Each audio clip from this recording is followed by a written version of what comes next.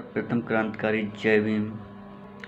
पता है इस देश के पाखंडी और अंधभक्त इस संविधान को क्यों बदलना चाहते हैं? क्योंकि 15 अगस्त 1947 को भारत आज़ाद हुआ था। उसके बाद 26 नवंबर 1949 को संविधान पारित हुआ था और 26 जनवरी 1950 को पूरे देश में संविधान लागू हो गया था। उसके बाद संविधान लागू होने के बाद हर व्यक्ति को समानता का अधिकार मिलने लगा। तो यह संविधान हर व्यक्ति, हर इंसान को एक समान अधिकार देता है। और जो 26 जनवरी 1950 से पहले इस देश में मनुस्मृति लागू थी, उस मनुस्मृति में नियम, कानून, कायदे एक समान नहीं थे, भेदभाव था, जाति धर्म था। इसीलिए बाबा साहब ने इस संविधान में आर्टिकल 13 के तहत जो 26 जनवरी 1950 से पहले मनुस्मृति लागू थी, उसके नियम, कानून, कायदे और जो अधिकार थे, आज सभी को बाबा साहब ने शून्य घोषित कर दिया है आर्टिकल 13 के तहत।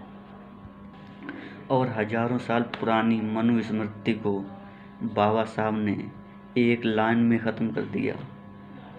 इन पाखंडियों को क्या पता संविधान क्या होता है। संविधान हम बता रहे हैं, संविधान क्या होता है।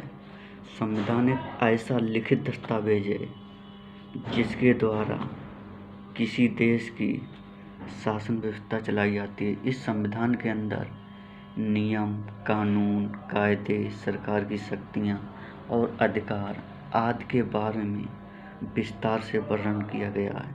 ये अनपढ़, गंवार, पाखंडी, इन्हें क्या पता संविधान अंदर क्या है। इन पाखंडियों से पूछना कभी इस संविधान के अंदर कितने अनुच्छेद हैं, कितनी अनुसूची हैं, कितने भाग हैं, कितनी भाषाएं हैं और कितने पेजों में लिखा गया, कितना रुपया खर्च हुआ, कितने वर्ष लगे इसे संविधान को बनाने में और कितने शब्द हैं इसमें और कितना वेट है इस संविधान का। तो मेरा मतलब यही है कि किसी की बस की बात नहीं है संविधान को बदल दे, क्योंकि बाबा साहब को पहले ही पता था हमारे मरने के बाद ये मनुवादी इस संविधान में जरूर छेड़छाड़ी करेंगे। तभी बाबा साहब ने कुछ ऐसे आर्टिकल लिख दिए, एक भी पाखंडियों में हिम्मत नहीं है इस संविधान को बदल दे। इन पाखंडियों से कहना कभी आर्टिकल 368 पढ़ के देखें, ये दिमाग की बत्ती ना बाहर निकल आएगी, फिर भी संविधान नहीं बदल पाएगा। आर्टिकल 368 के तहत 2 प्रकार से संशोधन होता है। नंबर 1 विशेष बहुमत के द्वारा, नंबर 2 विशेष बहुमत तो लागू होगी लेकिन आधे राज्य का भी अनुमोदन होना चाहिए। जैसे 28 राज्य हैं तो 14 राज्य का समर्थन होना चाहिए। इसीलिए आर्टिकल 368 बहुत कठिन और जटिल मामला है। इसीलिए बाबा साहब ने संविधान बनाया तो आर्टिकल 368 में बहुत कठिन बातें लिखी हैं। इसीलिए भारतीय संविधान कहीं कहीं पर लचीला है तो कहीं कहीं पर कठोर भी है। अगर विशेष रूप से देखा जाए तो आर्टिकल 368 बहुत ही कठोर है। इसीलिए आर्टिकल 368 का संशोधन 2 प्रकार से किया गया, विशेष बहुमत से और दूसरी तरफ विशेष बहुमत प्लस आधे राज्य का समर्थन होना चाहिए।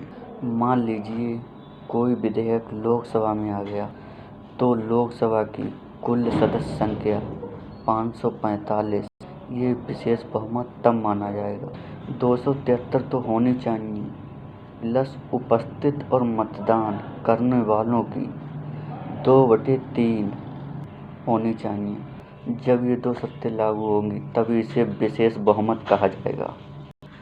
तो कुल मिलाकर 28 राज्यों में से 14 प्लस 1 और 15 होनी चाहिए। और राष्ट्रपति की प्रक्रिया में आधा समर्थन और उच्चतम और उच्च न्यायालय की प्रक्रिया में आधा समर्थन, और जो 7वीं अनुसूची है उसमें भी आधा समर्थन लेना पड़ेगा, तब कहीं जाकर आर्टिकल 368 का संशोधन होगा।